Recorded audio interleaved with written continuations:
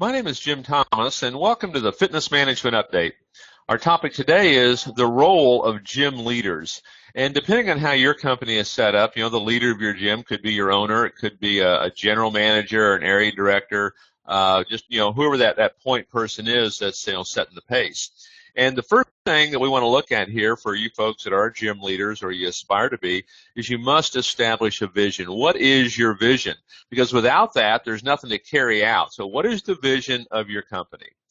Number two, you need to be communicating this vision to folks. I mean, one of the things we see a lot of times where frustration happens is maybe we have this vision, but we haven't taken the time to tell anybody. And so you have to make sure that you're communicating, whatever it is that vision is, to your team.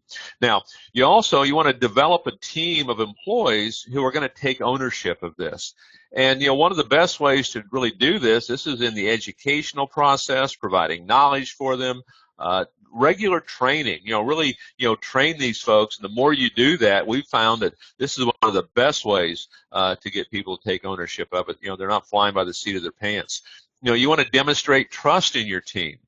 One of the things that we look at when we're training and talking to folks and typically doing some turnaround situations is, there's no one way a lot of times to do something. There's really a wide road. And a lot of times, we'll like to solicit the ideas and the opinions of staff, and if it fits within those parameters, we're usually going to do it. And the reason we do is we want them to take ownership. We want them to see that we trust them and believe in their ideas. Okay, so demonstrate trust in your team.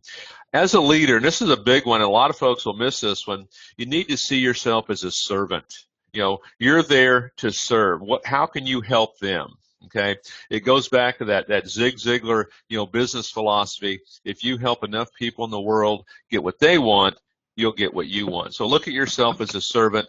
Along the way, you want to continue to provide guidance. It's almost like, on-the-job training. When you see things happening, don't hesitate in a positive way. Pull folks aside.